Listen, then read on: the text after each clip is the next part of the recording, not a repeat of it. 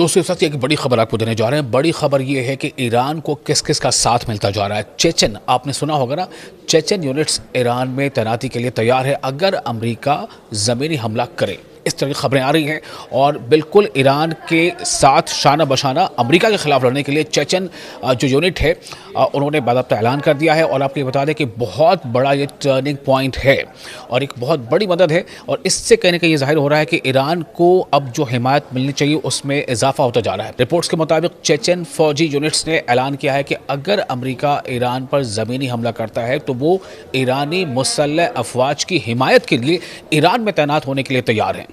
ये अफवाज जो रूस की चेचन जमहूरिया की सरबराह रमज़ान कादरोफ की वफादार हैं और इनके तरफ से ये ऐलान आया है। ईरान के इस्लामी जमहूरिया के ख़िलाफ़ जारी अमरीकी इसराइली जंग को एक मजहबी जंग करार देती है। जो ये कहना है इनका कि ये दरअसल जो क़ुव्वतें हैं, अमरीका और इसराइल जैसे क़ुव्वतें हैं, ये इनका कहना कुछ है, लेकिन और जिस तरह से ये काम कर रहे हैं और इसराइल ख़ासतौर से जिन चीज़ों को दोहराता आ रहा है, तो ये एक मजहबी जंग जो है वो उसकी सूरत अख्तियार करता जा रहा है।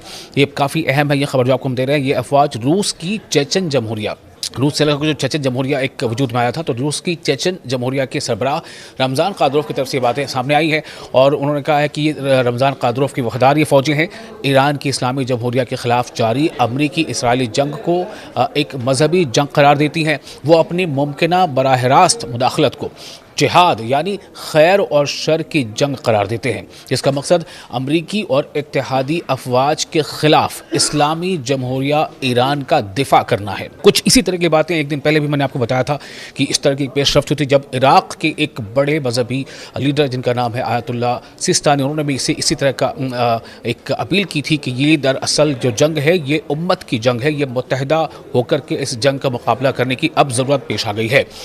ये पेशरफ्त जो चेचन की तरफ ऐलान किया गया है, ये पेशरफ्त ऐसे वक्त में सामने आई है जब ईरान के ख़िलाफ़ बिला इश्तिआल और गैर कानूनी अमरीकी इसराइली जंग में शिद्दत आ रही है। और रिपोर्ट्स के मुताबिक सदर डोनाल्ड ट्रंप के अहकामात पर अमरीकी अफवाज फ़ज़ाई मुहिम की नाकामी के बाद गुज़श्ता कई हफ्तों से ज़मीनी कार्रवाई पर जोर दे रही है। और आपको ये बता दें, जिस तरह से अभी चेचन ये काफ़ी मशहूर यूनिट है अपनी बहादुरी और अपनी जो जमा मर्दी उसके लिए ये फ़ौज जानी जाती है और काफ़ी मुश्किल हालात में इसने उन्हें जो है अपनी कई बार अपने ख़त का लोहा मनवाया है। और इसकी तरह से जो आप देखिए कुछ दिन पहले, एक दिन पहले की बात है, जब अफ़गानिस्तान की तरफ से भी बिल्कुल इसी तरह की बात सामने आई थी, जब अफ़गानिस्तान काबुल में अफ़गानिस्तान और ईरान के आला जो अफसरान हैं उनकी एक मुलाकात हुई थी, तब यही बात कही गई थी। यानी अब धीरे धीरे जिस तरह से ईरान के हक़ में, अभी देखिए आपको याद होगा कतर से भी इसी तरह की खबरें आई हैं। कतर ने भी बाकायदा इस बात को कह दिया है कि हमें अपने पड़ोसियों के साथ मिलकर कैसे रहना है, ये हमें इस पर अमल करना पड़ेगा। और हमारी तरफ से ईरान के ख़िलाफ़ जो जंग हो रही है उसमें ईरान की हम साथ खड़े हैं, ये कतर का ऐलान आया था। इससे पहले आप देखें जो हिज़्बुल्लाह है या उसने तो बाकायदा ऐलान कर रखा है। यमन इसमें बाकायदा आगे है और यमन ने तकरीबन एक महीने, जो 28 मार्च को यमन ने पहला बैलिस्टिक मिसाइल हमला किया था। तो मैं सिर्फ ये बताना चाह रहा हूँ कि ईरान को अब रफ्ता रफ्ता तमाम ऐसी जो यूनिट्स है या ऐसे छोटे बड़े ममालिक हैं उनका अब ईरान को साथ मिलता जा रहा है। और की वजह ये बन गई है कि बीच बीच में कुछ ऐसे बयानात अमेरिका की तरफ से आए हैं। आपको याद होगा कि जो डिफेंस सेक्रेटरी अमेरिका के हैं उनका एक बयान काफ़ी ज़्यादा सुर्खियों में आ गया था, जब उन्होंने ये कहा था कि ये जंग जो है वो हम इशू के लिए लड़ रहे हैं। आप जानते हैं इशू में मतलब क्या है। और साथ ही कुछ ऐसी बातें आ गई थी, हालांकि उसकी तस्दीक नहीं हो पाई, लेकिन ये बातें काफ़ी ज़्यादा चर्चा में थी। उन्होंने कहा था कि जो हमारे लिए ना शिया ना सुन्नी में कोई फ़र्क नहीं है, बल्कि हम ये जंग इस्लाम के ख़िलाफ़ लड़ रहे हैं। उनका मकसद कुछ और था कि इस्लाम का कोई गिरोह या जो भी है, लेकिन ये बात उन्होंने कही थी कि शिया सुन्नी का उससे फ़र्क नहीं है। तो जब इन लोगों का कहना है, चाहे वो आयतुल्ला अली सिस्तानी हो या फिर इससे पहले कुछ और ऐसे मजहबी रहनुमा हैं जिनकी दुनिया में जिनके लोग जानते हैं समझते हैं, उन्होंने भी ये कहा था कि ऐसी बातें जो बार बार आ रही हैं, अब यहाँ पर एक ऐसा वक्त आ गया है जब इत्तेहाद और इत्तेफाक का सबूत देना होगा। और ये उम्मत के लिए, ये मुसलमानों के ख़िलाफ़ दरअसल ये एक साजिश है और उसका मुकाबला सबको मिलजुल कर करना होगा।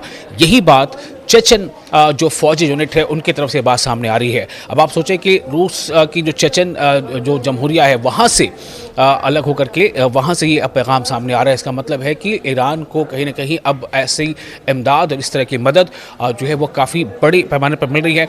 हाल ही में एक बयान काफ़ी जो है सुर्खियों में तुर्की के सदर एर्दोआन का भी है। उन्होंने भी कहा है कि अगर अमेरिका और इसराइल इसी तरह से ईरान पर लगातार हमले करते रहे तो हो सकता है कि तुर्की अभी आने वाले दिन में खुद को जंग में शामिल कर ले और ये जंग जो है वो ईरान की हुकूक की हिफाजत के लिए होगी। इसका मतलब साफ है कि तुर्की का इशारा किस तरफ है। वहीं दूसरी तरफ अभी लगातार इसको लेकर कोशिशें भी हो रही हैं। पाकिस्तान में कोशिश हो रही है कि मीडिएशन कराया जाए और उसके लिए पाकिस्तान तौर पर कोशिश कर रहा है। लेकिन इतना ज़रूर है कि ईरान को अब इस जंग में, और ख़ास तौर से जब से अमेरिका ने ये ऐलान किया है कि वो ज़मीनी जंग जो है या ज़मीनी कार्रवाई, ग्राउंड फोर्सेस की कार्रवाई शुरू कर सकता है, तब से बहुत से ऐसे मुल्क हैं छोटे बड़े जिन्होंने ईरान के साथ हमदर्दी, जगानगत और ईरान का साथ देने का बाकायदा ऐलान कर दिया है।